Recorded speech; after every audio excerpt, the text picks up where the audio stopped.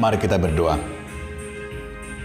Damai sejahtera Allah yang melampaui segala akal, itulah yang melihara hati dan pikiranmu dalam Kristus Yesus Tuhan kita. Amin. Salam.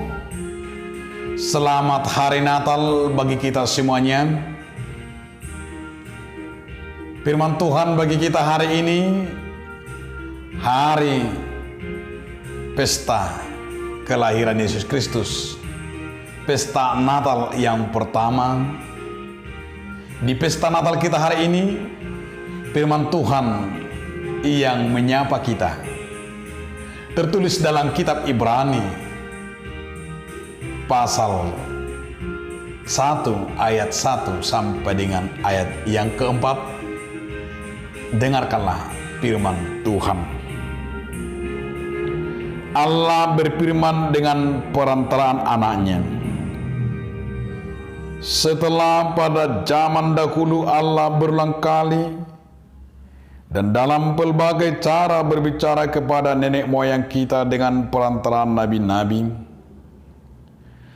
maka pada zaman akhir ini Ia telah berbicara kepada kita dengan perantaraan anaknya, yang telah Ia tetapkan sebagai yang berhak menerima segala yang ada. Oleh Dia Allah telah menjadikan alam semesta. Ia adalah cahaya kemuliaan Allah dan gambaran wujud Allah, dan menopang segala yang ada dengan firman-Nya yang penuh kekuasaan. Dan setelah Ia selesai mengadakan penyucian dosa, Ia duduk di sebelah kanan yang maha besar, di tempat yang tinggi, jauh lebih tinggi daripada malaikat-malaikat, sama seperti nama yang dikaruniakan kepadanya, jauh lebih indah daripada nama mereka. Demikianlah firman Tuhan. Bapak, Ibu, saudara-saudara sekalian di dalam nama Tuhan Yesus Kristus, di pesta hari Natal hari ini, saya mau mengajak saudara untuk mengenal siapakah bagi kita juru selamat itu. Marilah kita fokus mengenal siapakah yang disebut oleh kitab Ibrani, siapakah yang disebut, yaitu Yesus Kristus. Yang pertama, Yesus itu adalah anak.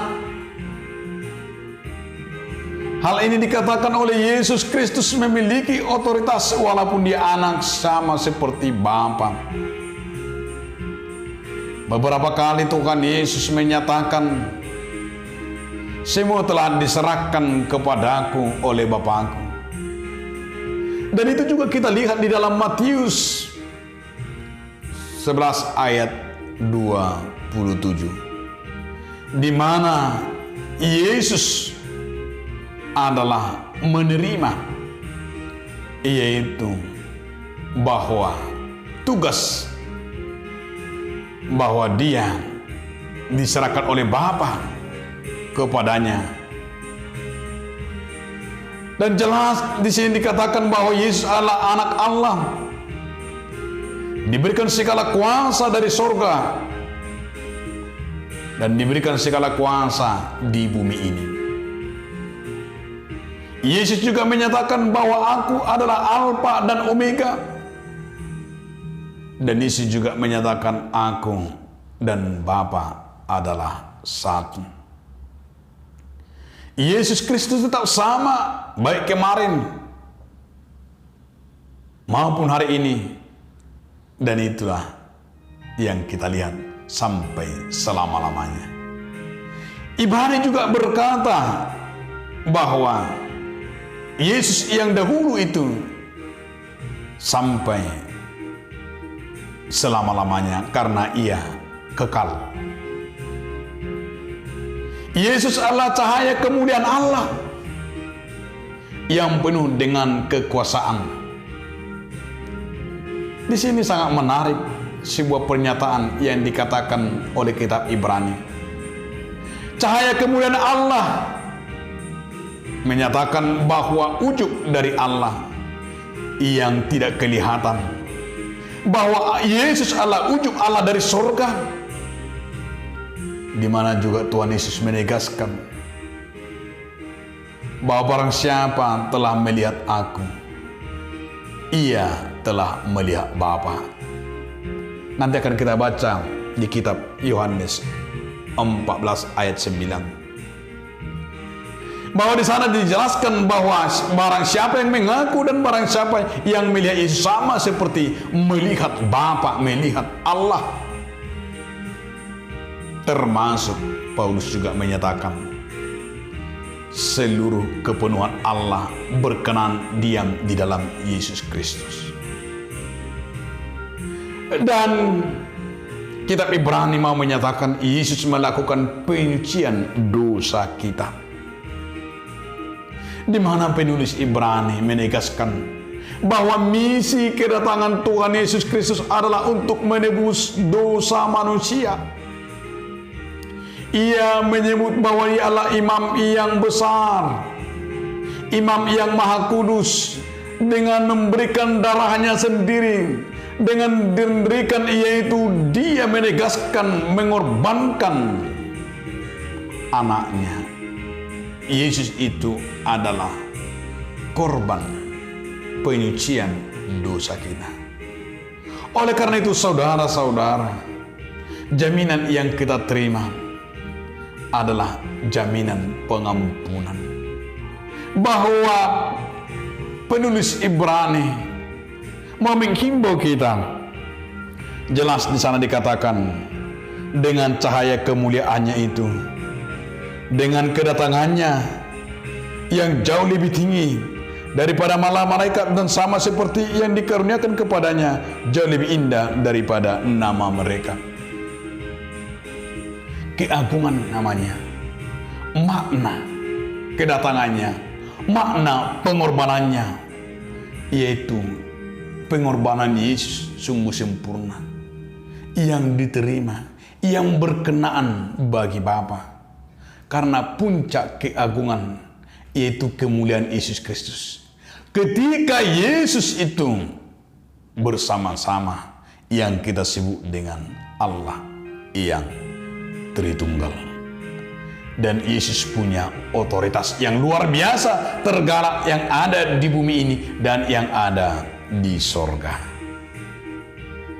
Oleh karena itu saudara-saudaraku, marilah kita dengan ajakan di pesta Natal ini, walaupun berbeda karena pandemi COVID-19 ini,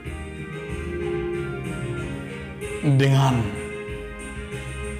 virtual kita tidak bisa banyak berkumpul, tetapi kita yakin dan percaya bahwa Natal itu tidak bisa dibatasi oleh dunia ini, tidak bisa dibatasi, tidak mengurangi semangat kita, tidak mengurangi cara kita untuk merayakan, termasuk menyambutnya. Dan yang paling penting bagi kita adalah di mana Allah berfirman dengan perantaran anaknya bahwa Natal itu adalah sukacita, Natal itu adalah kepedulian, Natal itu adalah memberi, di mana Allah memberi anaknya Yesus Kristus berinkarnasi menjadi manusia, berinkarnasi menjadi anak, sehingga kita dapat merasakan kepedulian Allah Bapa dari sorga, kesucian Allah Bapa dari sorga. Dia peduli kepada kita, sehingga Natal ini disebut dengan Immanuel, Allah berserta kita. Dia datang berimmanuel, menyertai kita.